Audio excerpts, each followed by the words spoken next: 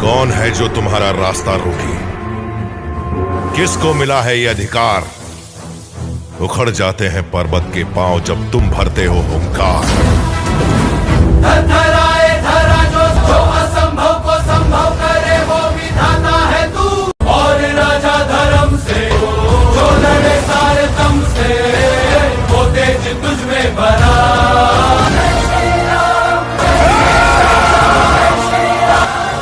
पाप कितना भी बलवान क्यों ना, अंत में जीत सच की ही होती है। भारत माता की। नमस्ते गुरुजी। जो मैं अभी नया मंत्र दिया था उसके बाद क्या क्या अनुभव हुआ आपको? उसके बाद में पहले 3-4 दिन तो ऐसे मतलब चक्राता मतलब जैसे बैठे रहा और ऐसे थोड़ा आगे झुका कुछ चीज उठाने के लिए तो एकदम ऐसे चक्कर आने से का लगता था, ऐसा घूमे से का। और ये 3-4 दिन चला, बाद में धीरे धीरे कम होके 4 दिन के बाद में बंद हो गया। और सर ऐसा भारी लगता था उसके बाद में भी, अभी सर भारी होना भी बंद हो गया, अभी सब नॉर्मल लगता है और साधना चालू है। चलो, अभी आपने वो कुंडलिनी शक्ति में क्या प्राप्त करना है आपको? संकल्प में क्या बोला? कुंडली संकल्प में कुंडली शक्ति जो क्रिया कर रही है वो दिखना चाहिए, बोला कुंडली शक्ति और चक्र दिखना चाहिए। जागरूक के बाद आगे चक्र पे दिखना चाहिए, ऐसा बोले हो आप? अच्छा, आगे चक्र पे दिखना चाहिए करके बोलने का है। हाँ, तो आपको क्या यानी दो चीजें, उस कुंडलिनी को ऊर्जा ऊपर लेके जाना है आपको, ठीक है? हाँ तो ये क्या होता है कि ऊपर लेके जाना होता है, वो अलग बात होता है, और एक ही ऊर्जा को देखना अलग होता है।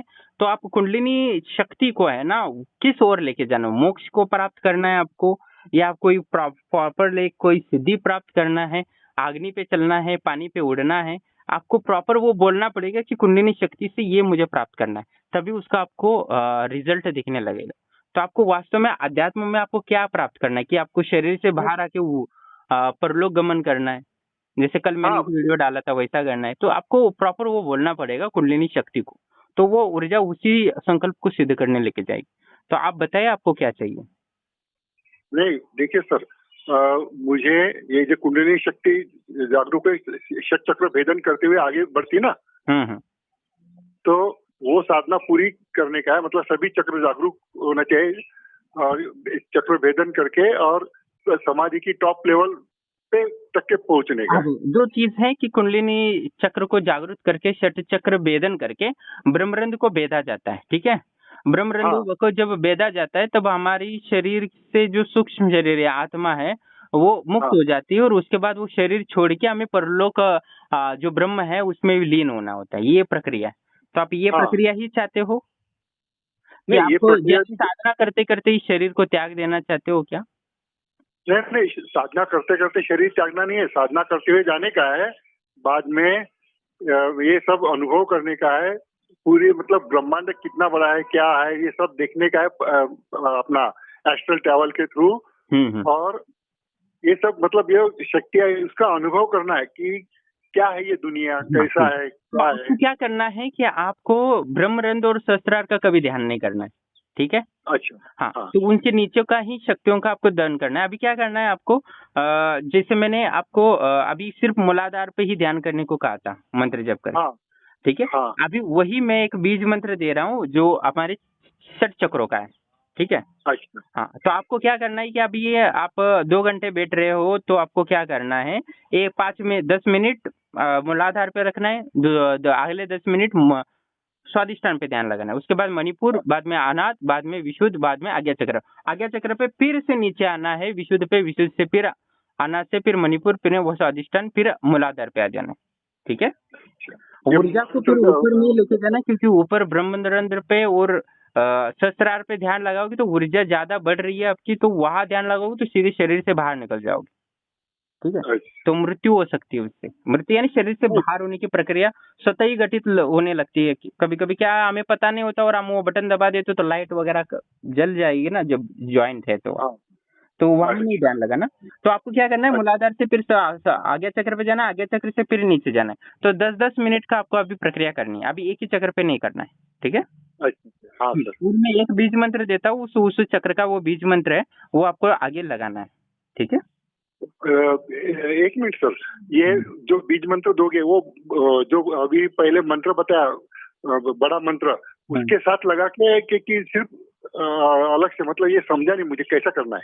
हर चक्र का अलग एक मंत्र होगा, ठीक है। अच्छा वो मैं आपको व्हाट्सएप पे भेजूंगा। वो आपको क्या करना है, उसको जोड़ के जो मूल मैंने कुंडलिनी शक्ति जागृत का मंत्र दिया उसके साथ जोड़ देना है, आगे या पीछे, अच्छा ठीक है। अच्छा, आगे या पीछे, मतलब आगे भी जोड़ना और पीछे भी? आगे जोड़ दो, ठीक है।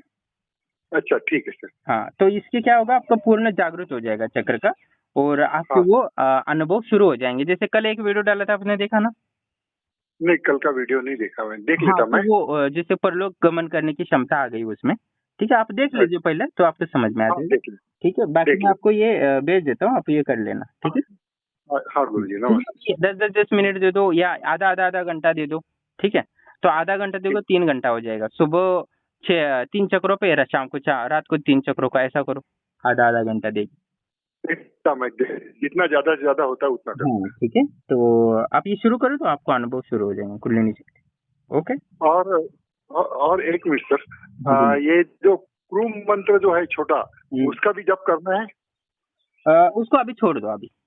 अच्छा ठीक है। हाँ, अभी उसको आपको सपोर्ट की जरूरत नहीं है, अभी बस यही करो, क्योंकि वो सपोर्ट इसलिए दिया था क्योंकि ऊर्जा का आपको सर ज्यादा भारी ना हो, इसलिए, क्योंकि ये पावरफुल मंत्र है ना। हाँ हाँ, तो अभी वो बीज मंत्र छोड़ दो, क्योंकि वो अभी जरूरत नहीं, क्योंकि अभी आपका शरीर उतना केबल हो गया कि इस ऊर्जा को सहन कर सकता है, ठीक है। हाँ, जैसे कि आपको वो जब करते हैं आपको सर भारी होने लगा, चक्कर आने लगा ना, ये वजह, ठीक है। तो उसके लिए वो बचाने के लिए अभी नॉर्मल लग रहा है, अभी अभी सर वगैरह भारी नहीं हो रहा है अभी। तो शरीर को आदत होगी ना ऊर्जा की। हाँ ठीक है। तो इसीलिए तो वो छोटा मंत्र दिया था, बीज मंत्र। तो ठीक है। बस अभी ये प्रक्रिया शुरू करते, ठीक है। All the best. और प्राणायाम भी आप ज्यादा से करो, ज्यादा, ठीक है। बाई कुंभक हो जाए। हाँ सर ठीक। All the best. ठीक है सर। प्रणाम दोस्तों। जैसे कि आप ऑडियो में सुन रहे थे कि कुंडलिनी शक्ति जागृत होती है तब सर में वगैरह बहुत सारा भारीपन या बहुत सारी ऐसा अनईजी फील होता है, ये स्वाभाविक है। और उसके बाद ही हमें शक्तियों को ऊर्जा जब बन जाती है उसको ऊपर की चक्रों की ओर लेके जाता है। और हमें कभी भी जब तक षट चक्र भेदन ना हो और हमें ना करो तब तक हमें ब्रह्मरंध्र और सहस्त्रार चक्र पर ध्यान नहीं लगाना चाहिए, क्योंकि उससे क्या होता है कि हमारा चक्रों की ऊर्जा काफ़ी हो जाएगी और उसके बाद हम चक्र का भेदन होने के बाद, षट चक्र भेदन के बाद हम ब्रह्मरंध्र पे या सहस्त्रार पे ध्यान देंगे तो तुरंत ही हम शरीर से बाहर आ सकते हैं, यानी हमारा सूक्ष्म शरीर बाहर आ जाता है, उससे मृत्यु भी हो सकती है। तो इसे ये क्रिया तब होती है जब हमें इस चक्रों को भेदन करके योग मार्ग के माध्यम से शरीर को त्याग देते।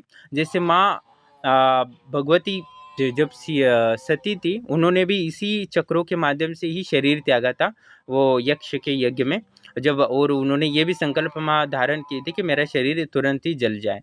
तो उन्होंने ये जल के वो शरीर वहाँ से त्याग दिया था, योगाग्नि के माध्यम से निर्माण किया था चक्रों से। तो ये शक्ति, ये प्रक्रिया शिव पुराण में विशेष ऐसा डिटेल में लिखा है कि माँ सती ने कैसे शरीर को त्यागा, कैसे उन्होंने किस चक्र पे ध्यान लगाया, कैसे ये पुराणों में सही तो वर्णन है, इसमें कोई संशय नहीं कि ये परंपरा बहुत ही हजारों सालों से चल रही है। और ये कोई योग अग्नि वगैरह यानी जो देवी थी तभी कर पाई, ऐसा नहीं था। वो सारी ऊर्जा अभी भी वास्तव में कार्य करती है, इसमें कोई संशय नहीं है। बहुत सारे लोग ये सोचते हैं कि वो सती देवी थी इसलिए कर पाई। एक बार माता पार्वती ने शिव जी से पूछा था कि आपने 108 ये मुंडमाला क्यों पहनी है, क्यों पहनते हो? तब भगवान शिव ने माँ पार्वती से कहा कि ये तुम्हारे ही मुंड है, यानी 108 जन्म लगे हैं तुम्हें एक मनुष्य तत्व से एक देवी रूप में, यानी देवी तत्व को प्राप्त करने के लिए। तो उन्होंने साधना के माध्यम से ही इस तत्व को देवी देवता का, यानी प्रकृति की अधिष्ठिति या माँ अम्बा बोले जाते, माँ 10 महाविद्याओं की शक्ति बोले जाते, वो स्थापित यानी ऊर्जा बनी है। तो ये सब साधना के माध्यम से आया है। शिव ने भी शिवत्व कभी प्राप्त किया जब उन्होंने साधना के माध्यम से इतनी बड़ी ऊर्जा का निर्माण किया है। तो ये यूं ही नहीं होता, हर व्यक्ति को साधना के माध्यम से ही ऊर्जा, तपस्या के माध्यम से ही ऊर्जा प्राप्त होती है। ब्रह्मा भी हमेशा तपस्या करते रहते हैं और कहा जाता है कि पुराणों में स्पष्ट रूप से उल्लेख है कि ब्रह्मा तपस्या करना छोड़ देंगे वो भी सृष्टि निर्माण करने का कार्य नहीं कर सकेंगे। यानी ऊर्जा उन्होंने तैयार की है, तब के बल से, योग के माध्यम से, मंत्र जप से, तभी वो सृष्टि का निर्माण कर सकते हैं। और विष्णु भी तपस्या करना छोड़ दे तो वो भी संसार का पालन करने में असक्षम रह जाएंगे, यानी साधना के बल से ही उनमें इतनी शक्ति आई है। और शिव भी तपस्या छोड़ दे तो संसार को नष्ट करने की क्षमता खो देंगे। तो इसका माध्यम से यही है। और गौतम बुद्ध ने भी साधना के माध्यम से ही अभी भगवान का पद प्राप्त किया है, इसमें कोई संशय नहीं है। क्योंकि पहले तो सामान्य मनुष्य थे, उन्होंने साधना के माध्यम से ही उन्होंने अपनी पूजा करने का कभी कोई उल्लेख नहीं लिखा है। पर अभी लोग श्रद्धा के माध्यम से, गुरु की पूजा के माध्यम से पूजा करते हैं और उनको भगवान का स्थान प्राप्त हुआ है, मूर्ति बनाने को की पूजा की है। और गौतम बुद्ध ने साफ मूर्ति पूजा का मना किया है, आत्मा को भी मानने को मना किया है, सिर्फ साधना करो, उसका अनुभव करो, यही कहा है। तो वास्तविकता यही कि आप सिर्फ साधना करो, धर्म बिर्म कुछ नहीं होता। और साधना के माध्यम से ही परम पद प्राप्त होता है, और साधना के माध्यम से सारी मनोकामनाएं पूर्ण होती हैं। और भगवत गीता में भी कृष्ण ने यही कहा है कि आप निश्चल ध्यान योग सबसे बड़ी साधना है, ज्ञानी से भी श्रेष्ठ ध्यान योगी है, इसमें कोई संशय नहीं। और उन्होंने हर समय यही कहा है कि सकाम कर्म नहीं करोगे तो निश्चित ही नीचे गिरोगे, यानी इस जन्म में ही सुखी नहीं रहोगे तो अगले जन्म में कैसे रह सकते हो। तो साधना करना हर व्यक्ति के लिए अनिवार्य है। हर व्यक्ति के, हर पशु पक्षी, उनके लिए भी आध्यात्मिक ऊर्जा की जरूरत है, जो परम मोक्ष यानी परम आनंद की प्राप्ति के लिए, और इस संसार से, ये 84 लाख योनियों से मुक्ति के लिए साधना ही एक मार्ग है, बाकी कोई मार्ग नहीं है। भक्ति मार्ग का अलग फल है, अलग ये है, पर साधना हर व्यक्ति के लिए ज़रूरी है।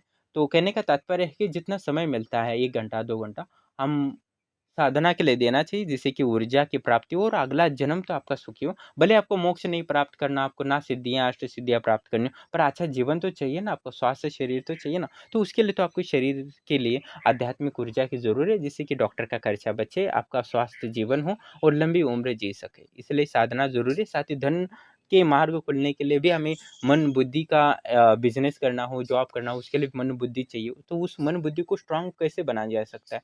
आध्यात्मिक ऊर्जा से। तो सबको ज़रूरी है, बच्चों के लिए तो आध्यात्मिक मार्ग और ध्यान क्रिया बहुत ज़रूरी है।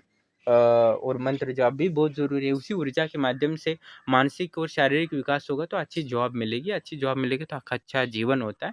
तो कहने का तात्पर्य है कि हर व्यक्ति को अच्छे गुरु के सानिध्य में ध्यान योग का अभ्यास करना चाहिए, अष्टांग योग का अभ्यास करना चाहिए, अष्ट योग का अभ्यास करना चाहिए, जिससे अपना भौतिक जीवन सुधर जाए। नहीं अष्ट सिद्धियाँ मिल जाए, नहीं चाहिए हमें वो मोक्ष चाहिए, वो नहीं चाहिए। बस स्वास्थ्य शरीर तो चाहिए। आपको संसार का भोग करना हो तो भी आपके क्षमता चाहिए। आपको सेक्स लाइफ भी अच्छा करना है तो भी ध्यान की ज़रूरत है। नहीं तो आप उस सेक्स का भी आनंद नहीं ले सकते हो, या अपनी वैवाहिक जीवन को जो जीवन होता है उसको सही से भोग नहीं सकते हो। तो भोगने के लिए भी ऊर्जा लगती है। ऐसा नहीं है कि सिर्फ खाना मिल गया तो उसको पचाने की भी क्षमता होनी चाहिए। तो कहने का तात्पर्य है कि आध्यात्मिक ऊर्जा बहुत ही ज़रूरी है हर व्यक्ति के लिए।